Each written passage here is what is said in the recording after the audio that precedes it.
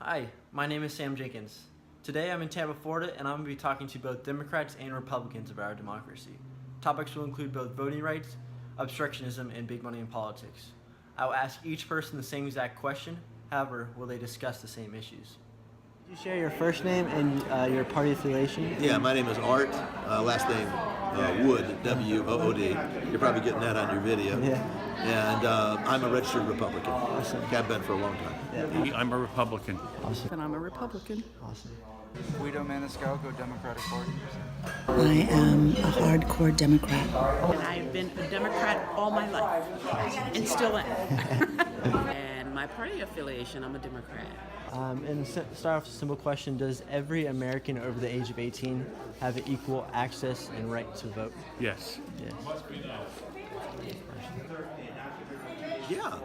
There's a simple, straightforward procedure. And every 18-year-old I know registers to vote. Yeah. Absolutely. Does every American citizen over the age of 18 have the same access and right to vote? That's a trick question. I mean, everyone should have the right to vote. But unfortunately, in the state of Florida, you don't.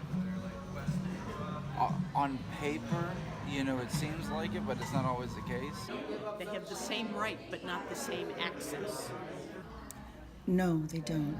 We all have the same right to vote, and some people call it a privilege, but I call it a right. Unfortunately, we don't all have the same access. There are different things that happen in different parts of the country that get in the way, that are impediments to our ability to have access to voting. In our contemporary times, in our contemporary politics, there's politics of no, there's politics of anger, bitter partisanship. Why do you think obstructionism has grown as a tangible policy in today's time? Because certain people have realized that if you divide the electorate, you can improve your chances to get elected. I think because people are upset about what's going on in this world, and they're angry. There's a lot of anger.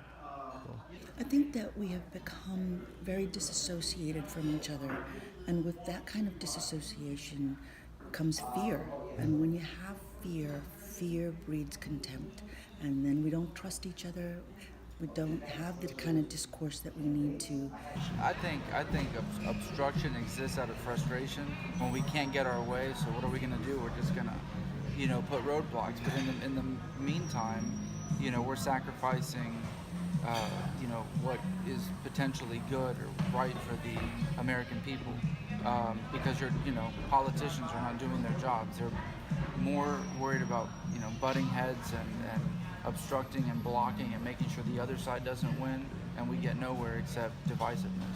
The Supreme Court has ruled that campaign finance reform limits free speech, but advocates say it enhances free speech.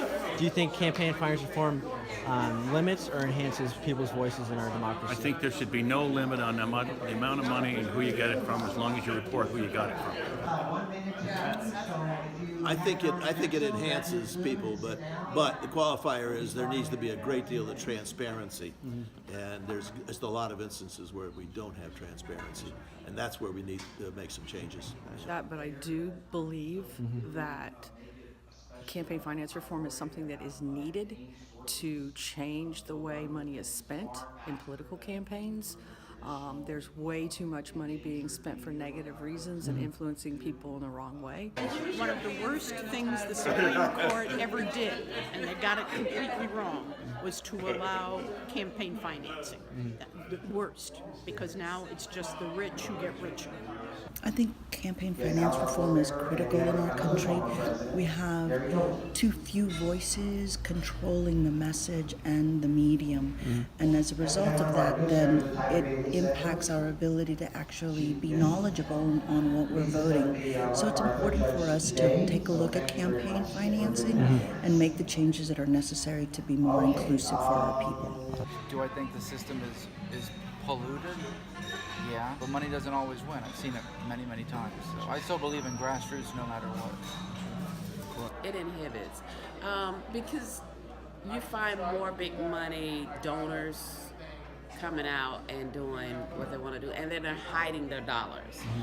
So, but the key component is when it comes to money and campaigning, and the vote, people have to understand and realize this: money don't vote. Yeah. People do. Final question: what do you think is the biggest threat or challenge to our democracy? Our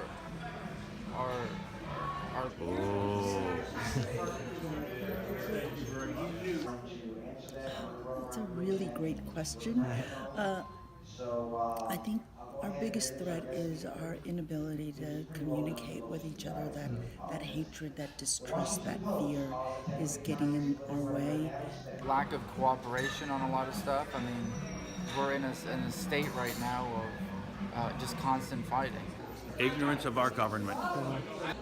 Ignorance of people not engaging everyone, or not embracing everyone, every race, not they're losing out on hearing the voice. They only want to keep it at their voice, their concern, and their issues. So. That's a good question. Biggest threat to our democracy. I think it's the course that we've seen certain individuals embark on to divide and create classes of people, sometimes along racial lines, sometimes along ethnic lines, religious lines, even, in order to enhance their chances to be elected. I mean, it's an effective strategy to get elected, but it can undermine democracy.